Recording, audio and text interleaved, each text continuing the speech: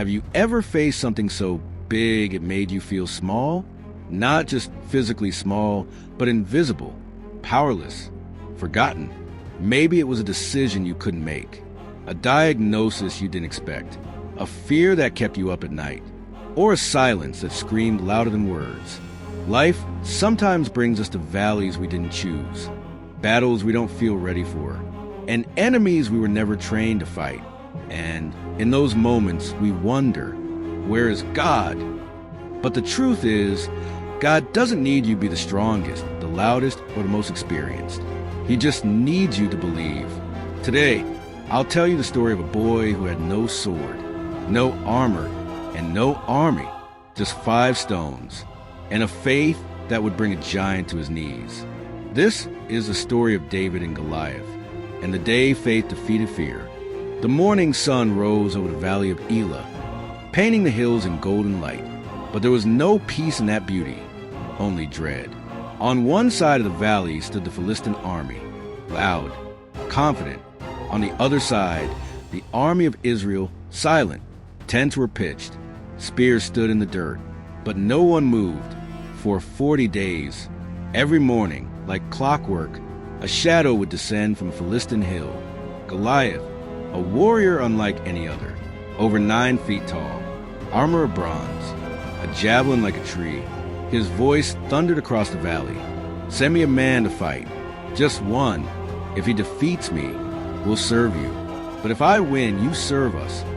And with each challenge, Israel's men shrank back, strong warriors, too afraid to speak. Even Saul, the king once chosen for his courage, sat silent in his tent. Goliath didn't just carry a sword. He carried fear, not the kind you see, but the kind that wraps around your chest like a rope and steals your breath. The kind that makes strong men forget who they are and who their God is. Day after day, the giant walked and shouted, and day after day, no one dared to answer. The valley of Elah became more than a battlefield. It became a mirror, showing Israel what happens when fear takes the place of faith. While fear echoed to the valley of Elah, a different kind of morning was unfolding far away in the quiet hills of Bethlehem.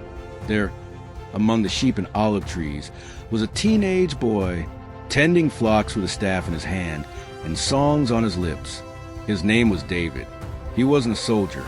He had never seen a battlefield. He didn't wear armor, didn't carry a sword, didn't even look the part. He was the youngest of 8 brothers, so overlooked that when the prophet Samuel came looking for a king, his father didn't even call him into the room. But God had seen him, and on this day, God would lead him straight into the valley. Jesse, David's father, handed him a basket, bread, cheese, and grain. "Take this to your brothers," he said. So David obeyed, just like he always did.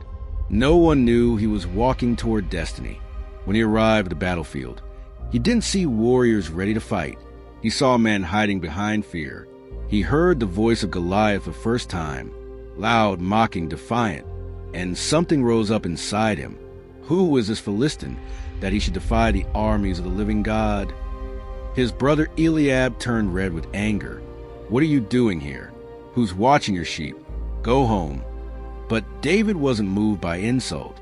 He wasn't intimidated by the giant, because David wasn't measuring Goliath by size. He was measuring him against the power of his God. Word of David's bold question began to spread through the camp. A boy asking about the giant, saying he could fight him? Soldiers laughed. Others were confused. But someone told King Saul, and the king, desperate for hope, sent for him. When David walked into Saul's tent, the king's eyes searched his face, his frame, his youth. "You want to fight him?" David nodded. "Don't let anyone lose heart," he said. "I will fight this Philistine." Saul shook his head. "You're only a boy." He's been a warrior since his youth. But David didn't flinch. He stepped forward and told Saul's story. "When I watched my father's sheep, lions came, bears came, and when they took one of the lambs, I ran after them. I struck them. I rescued the lamb. I killed them with my hands. The Lord who delivered me then will deliver me now." Saul was silent. This wasn't just confidence. It was conviction. And so The king agreed. He offered David his own armor, the royal breastplate, helmet, sword. But when David tried to walk in it, he couldn't move. It was heavy, unfamiliar. He looked at Saul and said, "I can't wear this. I'm not used to it." And just like that, David removed the armor, handed back the sword, and walked out of the tent with nothing but his sling and the presence of God. The valley was quiet again. Soldiers watched from the ridges, barely breathing. The Philistines stood with arms crossed, amused. The Israelites stared in disbelief. And there, walking between two armies, was a boy. No armor, no sword, just a sling in his hand and 5 smooth stones in a pouch at his side. Goliath saw him coming. His shadow stretched across the valley floor. He squinted and laughed. "Am I a dog that you come at me with sticks?" He roared, "Come here. I'll give your flesh to the birds and the beasts." David didn't stop. He didn't slow down. He lifted his voice, not in fear, but in faith. "You come against me with sword, spear, and javelin, but I come against you in the name of the Lord Almighty, the God of the armies of Israel, whom you have defied." His words echoed across the valley. "This day the Lord will deliver you into my hands, and the whole world will know that there's a God in Israel." David began to run, not away, toward the giant. He reached into his pouch, grabbed a stone, placed it in the sling, and began to swing it. 1 circle, 2, 3.